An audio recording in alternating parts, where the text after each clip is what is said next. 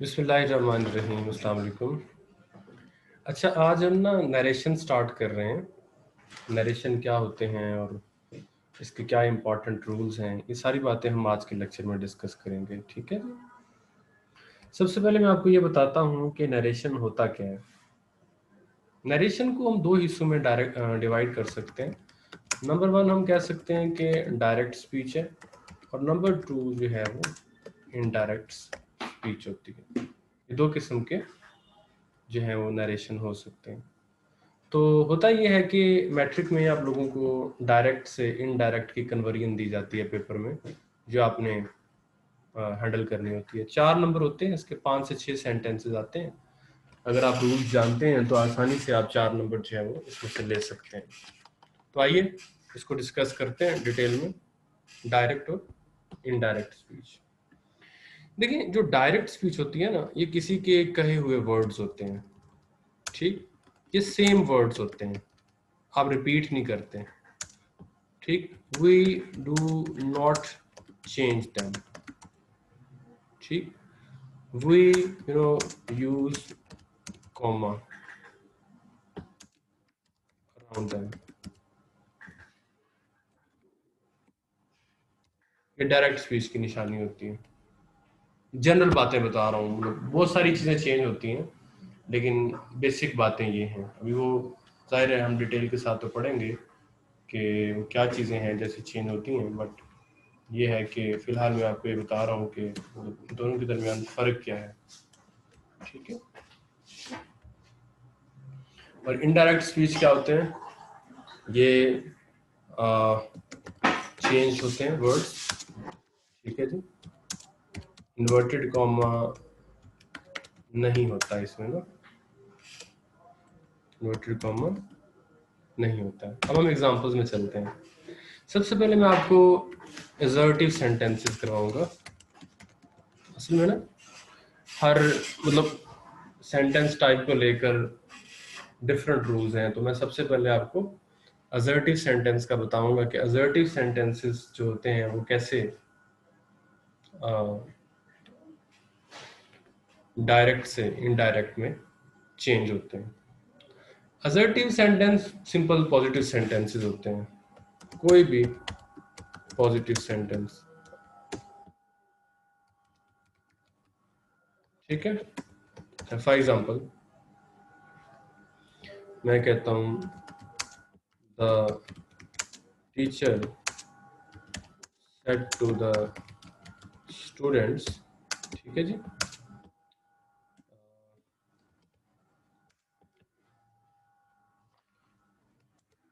I have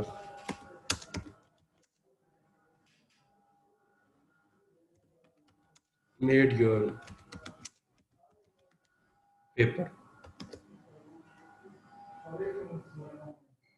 ठीक है जी, I have made your paper. अब आप देखें कि इसमें हम नोट करते हैं कि दो किस्म के पार्ट्स हैं। एक ये पार्ट है जिसको हम कहते हैं, इसको मैं थोड़ा अटैलिक कर देता हूँ, और एक इसको स्ट्रेट रखता हूँ। ये जो पहला पार्ट है इसको हम कहते हैं रिपोर्टिंग स्पीच, नाम दे देते हैं ना। और ये वाला जो पार्ट है इसको कहते हैं रिपोर्टेड स्पीच। ये इसके नाम है, दोनों के अलग अलग नाम है, और आई होप सो कि आपको इन नामों को याद करने में कोई मसला नहीं होगा। ठीक है, रिपोर्टिंग स्पीच और रिपोर्टेड स्पीच। अब आपने करना क्या होता है, सबसे पहले आपने इनकी कन्वर्जन करनी है ना इनडायरेक्ट में। अब ये तो चूंकि आप जानते हैं कि ये जो सेंटेंस है ये डायरेक्ट है। ठीक है जी। और ये जो है इनडायरेक्ट है। अब इनडायरेक्ट स्पीच में क्या होता है कि आपने इसको कन्वर्ट करना है, जैसे the teacher told me, in fact told the students. इसमें सेड को आपने टोल्ड में बदलना होता है। जो असर्टिव सेंटेंस होता है ना, इसमें पहली चेंजिंग क्या आई है कि सेड जो है वो टोल्ड में बदल गया। ये पहली चेंजिंग है। उसके बाद जो है वो दैट आता है इसमें, ये दूसरी चेनिंग है कि क्या होता है इसमें, दैट आता है, the teacher told the students. उसके बाद अब आगे उधर तो आई लिखा हुआ है, लेकिन हमने जाहिर है आई नहीं लिखना क्योंकि स्टूडेंट्स को कहा जा रहा है और टीचर कह रहा है, तो टीचर की निस्बत से हम यहाँ पे ही लगाएंगे क्योंकि टीचर ने कहा है ना, हमने तो नहीं ना कहा पर्सनली, टीचर ने ये बात की है तो ही लिखेंगे फिर। ठीक, उसके बाद जो हैव है ये हैड में बदल जाएगा। उसकी रीजन क्या है, हमने देखना होता है कि रिपोर्टिंग स्पीच में टेंस कौन सा है। अभी देखें ये टेंस है जी, जो कि पास्ट है। अगर बाहर पास्ट है तो अंदर भी आप टेंस बदल के पास्ट में चेंज कर देंगे। ये रूल आपने जहन में रखना है, ठीक है। The teacher told the student that he had made their paper. अब ये इनडायरेक्ट सेंटेंस है।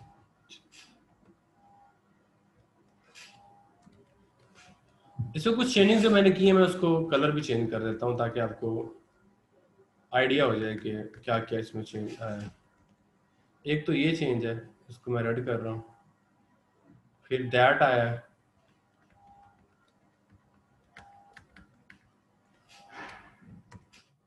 ठीक है जी, इसका भी हम कलर चेंज कर देते हैं। फिर टोल्ड आया है,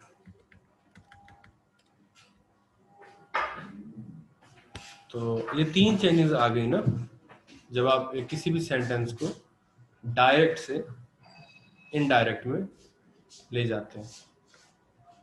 ओके हो गया। अच्छा, अब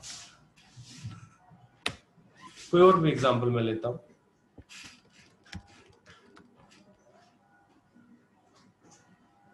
डायरेक्ट ही कोई एग्जांपल लेता हूं। फॉर एग्जांपल मैं कहता हूं father said to his sun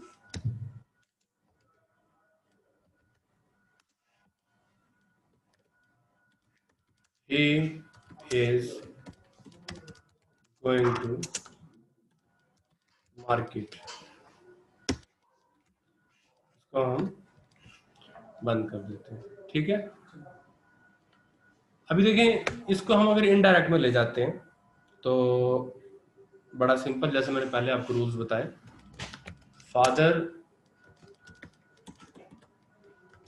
told his son that he was going to market। Notice करें चेंजिंग्स को, वही जो बेसिक रूल मैंने आपको बताए हैं मैंने यहाँ अप्लाई कर दिए हैं। तो मुश्किल है इसमें, सेड टोल्ड में बदल गया है, दैट आ गया है, इज वॉज में बदल गया है, इन्वर्टेड कॉमर्स खत्म हो गए हैं। तो मुझे नहीं लगता कि इसमें आप लोगों को मुश्किल लगेगी बात। अब आप उन रूल्स को, बेसिक रूल्स फिलहाल मैंने आपको बताए हैं ना। तो मजे की बात ये होती है कि असर्टिव सेंटेंसेस में यूज ही बेसिक रूल्स होते हैं, इसमें दूसरे रूल्स यूज ही नहीं होते एडवांस लेवल के। वो हम आगे जैसे जैसे मैं टाइप्स आपको चेंज करवाता जाऊंगा तो आपको समझ आती है कि अभी इनडायरेक्ट आ गया मेरे पास, समझ रहे हैं बात को। तो और बेशुमार सेंटेंसेस आप लिख सकते हैं। फॉर एग्जांपल आप लिख सकते हैं कि I said to him he is my best friend. अब इसको चेंज कर देते हैं, आई टोल्ड, कल मिलते हैं, I told him that he was my best friend। I told him that he was my best friend। समझ रहे हैं बात को? This is how we change। तो अब इसका भी मुझे लिखना पड़ेगा, डायरेक्ट और इनडायरेक्ट वाली बात का। ये कहेंगे तो मैं एंड पे इसके नोट्स भी, जब ये पूरे हो जाएंगे ना सारे के सारे, तो इसके नोट्स भी मैं आपको भेज दूंगा ना, रिवीजन वगैरह के लिए ना। जिस तरह हम ये अभी लिखते जा रहे हैं ना, तो आपको आसानी हो जाएगी। क्या ख्याल है, चाहिए नोट्स या नहीं चाहिए? I told him that he was my best friend. तो और भी मैं अभी आपको एग्जांपल देता हूँ, थोड़ा चेंज करके देता हूँ, स्टाइल चेंज करता हूँ। ही सेड टू मी, ठीक है जी, he said to me I was writing an essay। अब इसमें वो नोटिस करेंगे, अब इसमें ऑलरेडी पास्ट है ना ये वाला, मतलब ये ऑलरेडी पास्ट टेंस है, तो अब हम इसको किस में बदलेंगे? याद रखें, अगर ऑलरेडी पास्ट टेंस हो और वो पास्ट कॉन्टिन्यूस है जैसे यहाँ लिखा हुआ है, तो हम उसको इस तरह बदलेंगे, he told me that he had been, उसको आपने बदल देना had been में, अगर पास्ट कॉन्टिन्यूस है तो, ठीक है। he had been writing an essay। समझ गए बात को? ये भी एक तरीका हो सकता है कि इस तरीके से भी आपको सेंटेंसेस आ सकते हैं, ठीक है।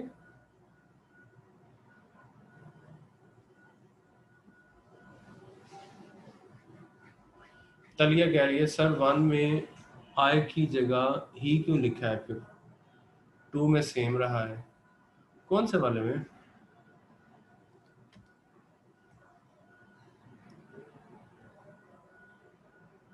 मुझे सेंटेंस बताएं, मैंने तो सारे लिखे, मुझे पता नहीं लग रहा कौन सा कह रही हैं। ये इनडायरेक्ट है।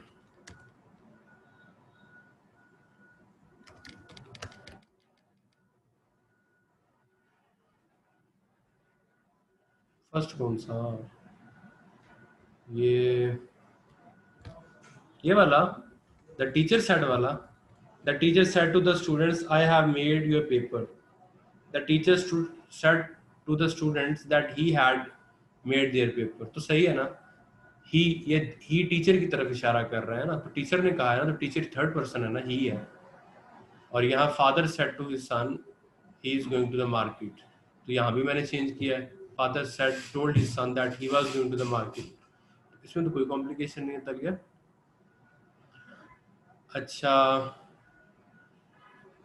ठीक है।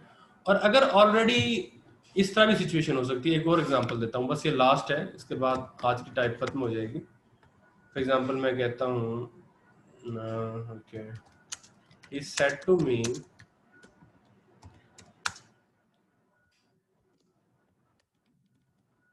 he had done his he had no, sorry, I had done my task, ठीक है, इस तरह है। अगर अब इसमें already had plus third form है, तो ऐसी सिचुएशन में आपने टेंस को चेंज नहीं करना, उसको हाथ में नहीं, बाकी चीजें चेंज करते हैं। Told me that he had done his task, ये आ गया। यानी हैड प्लस थर्ड फॉर्म अगर ऑलरेडी पास्ट बाहर है, तो आपने इसको मजीद पास्ट कोई नहीं होता है इसको ऐसे ही रखना है। तो मैंने कोशिश की है कि डिफरेंट लाइक टेंसेस रखूं, ताकि आपको हर दफ़ा अगर कोई डिफरेंट टेंस दिया जाता है तो आपको समझ हो कि मुख्तलिफ टेंसेस को आपने कैसे जो है वो डील करना है। तो मैं आज यहाँ मेरे ख्याल रोकता हूँ, मेरा सर भी काफ़ी दुख रहा है, तो एक टाइप भी हमारी हो गई है पूरी। सर बीइंग नहीं आएगा? नहीं नहीं, समन बीइंग नहीं आएगा, बीइंग का यहाँ कोई चक्कर नहीं है, वो एक्टिव पैसिव में 9th में आपने किए थे। बीइंग का नरेशन के साथ कोई ताल्लुक नहीं है, ठीक है। ये यही रूल्स है जो मैं आपको बता रहा हूँ ना, आहिस्ता आहिस्ता मैं आपको सारे करवा दूंगा। ये इसकी 5-6 टाइप्स हैं, बस आप ये मेरे साथ रहा करें और समझा करें। इंशाल्लाह ये 3-4 दिन में मैं सारे नरेशन आपको ख़त्म करवा दूँगा, ठीक है जी। तो ख्याल रखें अपना, अल्लाह हाफिज़।